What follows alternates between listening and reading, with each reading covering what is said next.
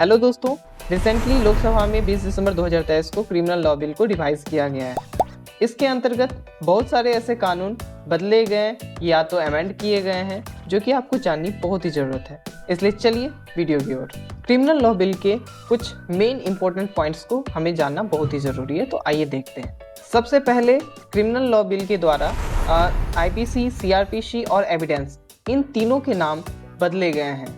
IPC 1860 का नाम बदलकर भारतीय न्याय संहिता कर दिया गया है। सीआरपीसी 1973 क्रिमिनल प्रोसीजर कोड का नाम बदलकर भारतीय नागरिक सुरक्षा संहिता कर दिया गया है। इंडियन एविडेंस एक्ट 1872 का नाम बदलकर भारतीय साक्ष्य अधिनियम कर दिया गया है।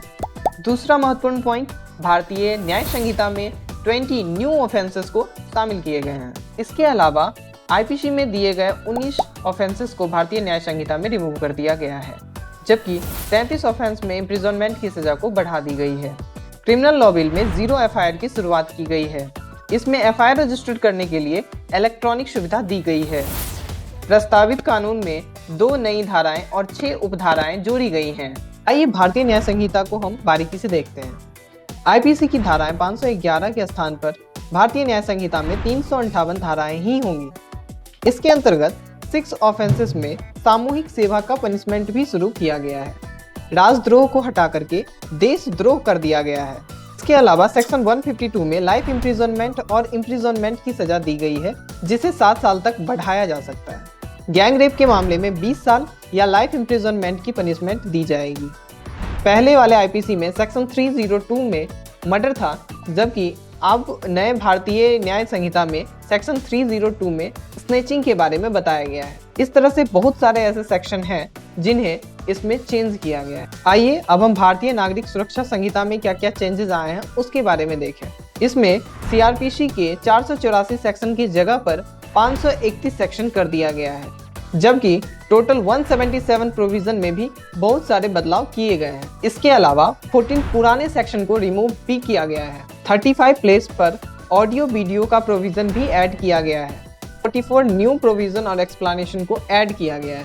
पहली बार ऑफेंस पर कार्रवाई शुरू करने, अरेस्ट, इन्वेस्टिगेशन, बेल, जजमेंट, इन सब की टाइमलाइन फिक्स की गई है, जबकि कंप्लेन मिलने के 3 दिन के भीतर ही एफआईआर रजिस्टर करना होगा। वहीं चार्जशीट 180 डेज में फाइल करनी होगी और 14 दिन के अंदर अंदर मजिस्ट्रेट को इसका संज्ञान लेना होगा। रेप के मामले में भी मेडिकल रिपोर्ट जो है वो एग्जामिनर के द्वारा 7 दिन के अंदर अंदर इन्वेस्टिगेटिंग ऑफिसर को देना पड़ेगा। मजिस्ट्रेट के द्वारा फर्स्ट हियरिंग से 60 डेज के भीतर भीतर ऑफेंस को तय करना होगा कि यह किस तरह का ऑफेंस है। मजिस्ट्रेट के द्वारा किसी भी आपराधिक केस में मुकदमे की समाप्ति के पश्चात 45 डेज के अंदर अंदर जज को अपना जजमेंट देना होगा। इसके अलावा सेशन कोर्ट द्वारा बरी करना या एक्वाइटल का निर्णय बहस पूरी होने से 30 दिन के अंदर अंदर देना होगा, जिसे किसी कारणवश हम 45 डेज तक बढ़ा सकते हैं। देश छोड़कर भागे गए अपराधियों पर आरोप तय होने से 90 दिन के भीतर भीतर उनकी अनुपस्थिति पर भी मुकदमा चलेगा। इसके अलावा मॉब लिंचिंग में भी कुछ न्यू प्रोविजंस लाए गए। अगला हमारा है भारतीय साक्ष्य अधिनियम।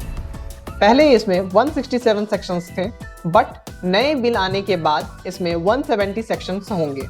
टोटल 24 सेक्शन में चेंजेस किए गए हैं, जबकि 6 सेक्शन को रिमूव किया गया है। इसके अलावा डॉक्यूमेंट में electronic report, digital record, email, smartphone, laptop के मैसेजेस, लोकेशन, ये सभी शामिल किए गए हैं। पहली बार इलेक्ट्रॉनिक और डिजिटल रिकॉर्ड को लीगल वैलिडिटी दिया गया है। इसके अलावा इलेक्ट्रॉनिक रूप से प्राप्त बयान एविडेंस के तौर पर शामिल किया गया है।